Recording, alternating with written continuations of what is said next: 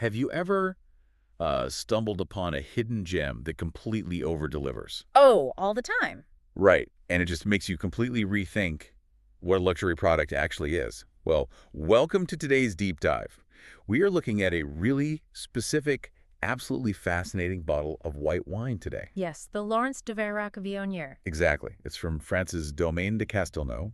And our mission today is to uncover how this single bottle bridges, 13th century aristocratic tradition with cutting-edge winemaking. And doing all that while giving you a truly premium experience without the massive premium price tag. Right, which is the best part. I mean, it's a brilliant example of how historical pedigree doesn't mean being stuck in the past. It really doesn't. This estate is down in the south of France, and it's actually been the heritage of the Lords of Dares since the 1200s. Wow. Yeah, so you have these century-old walls, but inside they are running a highly modern, completely state-of-the-art operation. Wait, back up a second. A 13th century estate with a state-of-the-art cellar. How does that actually play out during the harvest? Because I usually picture grape harvesting happening on a beautiful sunny afternoon in the French countryside. That is the classic postcard image, sure. But the reality for this specific wine is much colder and a lot darker. Darker. Yeah. They actually harvest these grapes in the pitch black, freezing pre-dawn hours. It's a practice appropriately called night harvesting. So they're out there in the freezing cold before the sun even comes up. Why go to all that trouble? It's entirely about protecting the chemical composition of the grape. Picking them at ultra-low temperatures locks in the delicate, highly volatile aromas before the daytime heat can degrade them. Oh, I see. The Viognier grape relies really heavily on its gorgeous aromatic profile, think apricot and white peach. Keeping the fruit freezing cold from the vine to the press is absolutely critical to preserve those specific notes. That makes total sense. And from what I understand, that meticulous approach extends beyond just the harvest timeline into how they treat the vineyard itself. They have an HPE Level 3 certification, right? They do, which is France's highest level of environmental certification for farms. That's huge. It is. They rely heavily on manual labor and incredibly eco-friendly methods. For instance, rather than spraying harsh chemical pesticides, they use a technique called sexual confusion to control pests. Sexual confusion. That sounds like a wild tactic for a vineyard. How does that even work?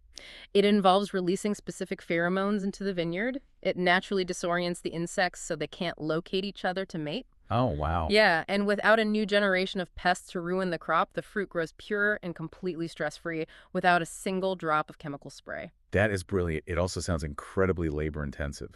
Which brings up something I really want to ask you about. The Viognier grape itself is pretty notorious in the wine world, isn't it? Oh, absolutely. It's an incredibly finicky grape to cultivate.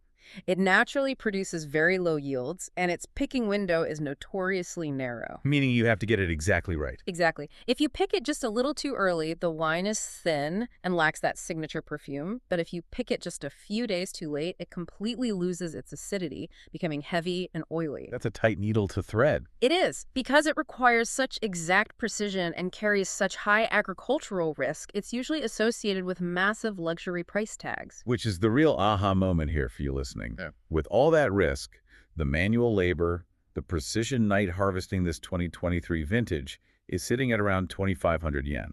The value is staggering, especially once you pour it. It has this brilliant golden color with slight green hints. It's beautiful in the glass. The moment it hits the glass, it bursts with sweet white peach, white flowers, and just a subtle hint of spice.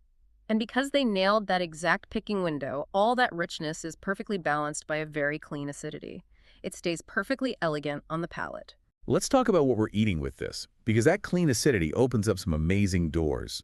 The winemakers recommend a classic pairing, a grilled salmon fillet with honey and lemon. A great choice. But looking at what people are actually eating with this wine, it is shockingly versatile. It pairs brilliantly with everyday global comfort food. That's the beauty of a fruit-forward wine with high acidity.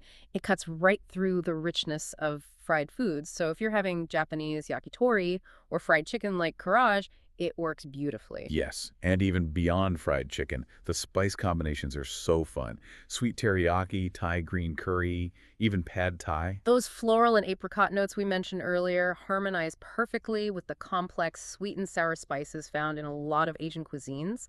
It elevates those dishes entirely, creating a really cohesive flavor experience. It's a great reminder that elevating an ordinary Tuesday night dinner doesn't require a massive budget. It just requires a little bit of knowledge about what's in your glass. Exactly. You really don't need to spend thousands upon thousands to experience centuries of history combined with modern, sustainable craftsmanship. Before we wrap up, there's one more detail you should know. The winemaker specifically recommends serving this wine at 10 to 12 degrees Celsius, Right. meaning chilled, but definitely not freezing cold out of the back of the fridge. Yeah. And it leaves you wondering how many hidden flavors and delicate nuances are you completely numbing in your own favorite foods and drinks simply by serving them at the wrong temperature.